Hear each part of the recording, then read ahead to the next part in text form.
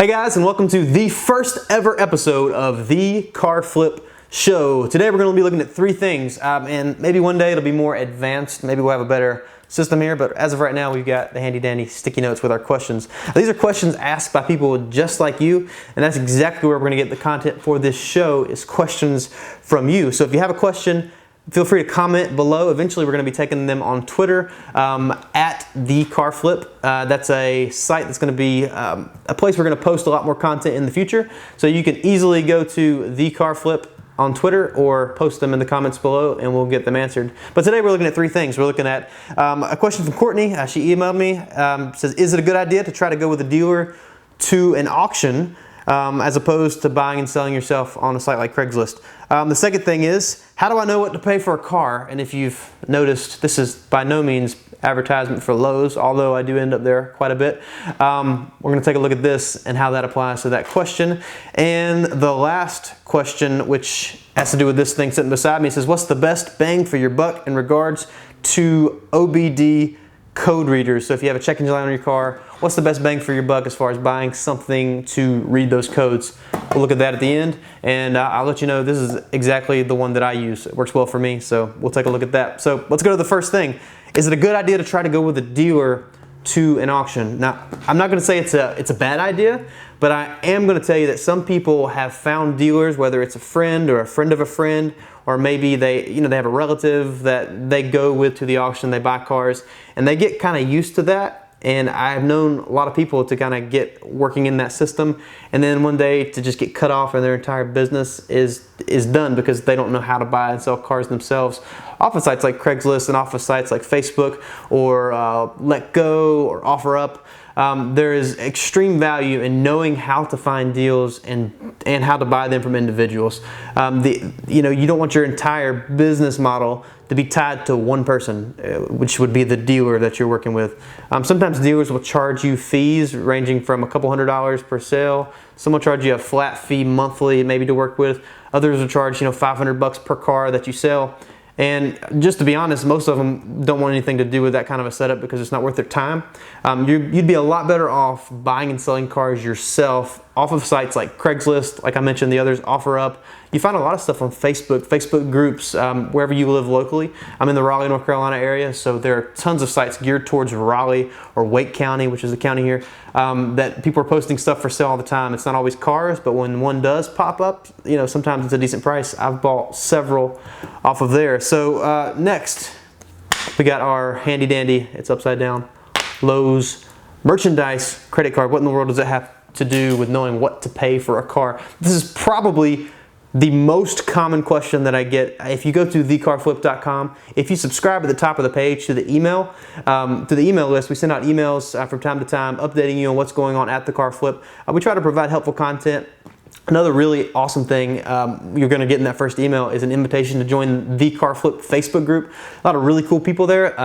Some know more than others, but if you have a question, if you're just starting out, there's a lot of really helpful people there that are maybe further down the road than you that can help you there. But anyway, back to the question. That question that I get, how do I know what to pay for a car? And this is a question that Evan asked in the email. He subscribed to the blog. You'll get an email from me, and just being honest with you, that first email is totally automated. It's going to say, hello, thanks for signing up. It's going to ask you why you thought about joining or why you thought about selling cars for profit, what it would do for you. But if you respond to that email, that comes straight to me, usually to my phone, and I will respond anytime you get a response. That's definitely from me. So Evan, I'm answering your question here on the video, and I'll send you an email letting you know to check this out. But last night, I'm on Facebook, on one of those Facebook groups that I look at for deals on cars, and it popped up, and a guy had posted this merchandise credit card, well, not a credit card, but a merchandise, basically a gift card. He returned something. You got to be careful with these. You want to make sure someone is legit. The guy came by to drop it off to me here at my business. We called the number. It wouldn't pick up to tell us the amount on the card. So we drove over to Lowe's. They verified that it was a legit card, and they told me the amount and everything that it had. He actually had the receipt, and I'll show you the receipt. He had returned a laser metallic earth something. I don't know, but it was $329.56. Once I gave him his tax back, there was a $351.81 balance that was refunded from this onto this. this popped up. He was asking $225 for it. A big problem people have is establishing value, knowing how much something is worth. So they're looking on Craigslist trying to find deals, and they're thinking, well, how am I going to buy something off of Craigslist and resell it on the same site when this person's already asking X amount of dollars? And a good thing to look at or to think about before we get into this card is the car you're driving. What did you pay for it? I mean, some people, maybe they spent less, some spent more. Let's say you spent $5,000 on your car. When you bought your car, was $5,000 a fair and reasonable price? I would hope so. I hope you didn't overpay. Assuming it is a reasonable price, how do you know that it was a reasonable price? Because you did the research, right? If you bought that Chevrolet Trailblazer, you did the research and you compared to other Chevy Trailblazers with similar miles and similar condition within your area. And maybe even you looked at the GMC Envoy because it's the exact same vehicle, and you compared mileage, options, prices, and you came to a conclusion that the vehicle you were buying was a good price. So let's say you paid $5,000 for that car. If that was the going rate for a Chevy Trailblazer when you bought it for $5,000, so if you bought it for $35,000, you could have made $1,500, right?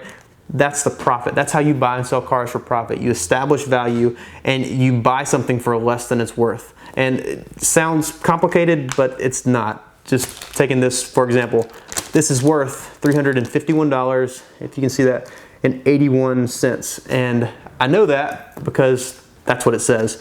Cars are a little different in determining value, and that's something that I help people when I'm coaching them in some arenas that I do some coaching for people. I teach them how to establish value. But if you've established the value on the car, so you know the car is worth $5,000, then what can you buy it for? The guy offered this thing for $225, so that's an initial profit for me because I needed something from Lowe's anyway of 125 bucks. I actually used to, when I was buying and selling other things before I was buying and selling cars as much, I actually made a good bit of money on Craigslist, some of the Facebook groups. I would buy these things. People have a Target gift card or a Walmart gift card or a Lowe's gift card, and you can make a couple $100 a week doing stuff like this, just buying these gift cards and selling them on eBay because they sell for somewhat close to face value on eBay. So there's how you know how to establish value. This one, the receipt tells me, looking in your market, comparing comparable vehicles is going to establish your value, and then what can you buy it for? There's your profit and what you buy it for. The buy is the most important part in the transaction because what you pay for the car then allows you to sell it at market value, which is then your profit. So keep that in mind. It's easy on this because it's in black, like literally black and white. But the more that you're looking at vehicles on Craigslist, the more you're scanning for deals, the more that these things are going to become apparent. And for me, when I see a good deal on Craigslist or a Facebook group or whatever, it literally is as clear as this right here. Like I know what it's worth, and if I don't, I just reference Craigslist and I know what I can buy it for, or maybe I know what they're offering it for, and then negotiating, I can get that price lower to increase my profit. So I hope that helps, Evan. I hope you kind of understand where I'm coming from there. Now we're going to go to a question from Scott, and Scott asked, he had a check engine light on his car and he was wondering what the best bang for his buck was for on a scanner. And if you're not familiar, you ever have a check engine light on your car, if you ever go to Advance or AutoZone, wherever, they're going to scan it with something similar to this. They're going to tell you what the check engine light is. The awesome benefit to this one, Scott, is that it doesn't just read check engine lights, it also reads transmission codes that won't always come up on your more basic scanners. This will read airbag lights, this will read ABS lights, so your brake problems, it'll check those too. It can save you a ton of money from having to go to a shop and have them check those things for you because sometimes they're going to upsell you on other things that you don't maybe realize you don't need. This here is the Autel MD802, and I'll put a link to this on Craigslist. You can actually buy it at Amazon Prime and have it in 2 days. We have free shipping if you're a Prime member, which I am. It's awesome when you're buying and selling cars. You need a part, you need it in 2 days. Great, you can have it in 1 day for an extra $4. So check out Amazon Prime. But the Autel MD802, it has a pretty cool interface. Obviously, you have an OBD port if it's a 96 or newer vehicle. You're going to plug your OBD2 connector into the vehicle. It's going to power this, which is going to give you just some simple options. You can scan the codes, you can erase the codes, you can check rated responders. This one actually does live data, so it can tell you information about your data that's being transmitted instantly into this. It's like $249 on Amazon right now. There are comparable ones you can buy for, $70, $80. You can get them cheaper than that. But if you want something that can do those 4 things, engine, transmission, ABS, and airbag, Did I say that? Airbag ABS. Those are really valuable things if you're serious about buying and selling cars for profit, because it's going to save you a ton of money reading in ABS light. That's just a simple sensor that you can replace for 15 bucks as opposed to paying someone $150, $200 to fix the exact same thing. So guys, I hope that helps. I hope this was a first or a good first episode. I'm new to this, making videos for YouTube in a show format.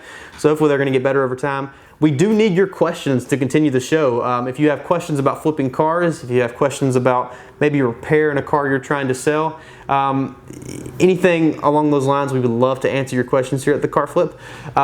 If you enjoyed the video and you want to see more of them, I know there's millions of videos floating around here on YouTube. We would love for you to subscribe to our channel. That way when we make a new video, it's going to come straight to you. You'll get a notification of it. Also, head over to thecarflip.com. Sign up for our email list. We're going to be reminding people about these videos, and you can also contact us through the email there if you want to submit a question that way. Again, subscribe here, subscribe on the blog, ask questions any of those locations or on Twitter at The Car Flip. Now, at The Car Flip is one we are just starting to use, so we're going to be putting more data up there in the near future. And being this is the first episode, I'm mentioning everything. When you subscribe to the blog at The Car Flip, on the top you'll put your email in. When it sends you that thank you email, there's a link in there for the Facebook group. Incredible community there. If you're new to it, if you're more experienced, if you have questions, if you just want to see what people are doing and how they're making money flipping cars, it's an awesome group. A lot of really cool people there. I'm in there answering questions. I'm posting videos. We're actually doing some live videos in there. So this video will go in there. There's going to be other content in there that doesn't make it to the website. So really cool group, a lot of really cool people. There's some people in there that I actually bounce ideas off that I have questions of. So there's some good stuff there. So anyway, guys, I hope this has been helpful. Again, auctions not required. You can buy everything on Craigslist. How do you know what to pay for a car? Learn to establish the value and buy backwards from that. Your profit is in that buy. And bang for your buck, the Autel MD802. And again, there'll be a link in the post here. You can click on that, take it to Amazon so you can look at it more.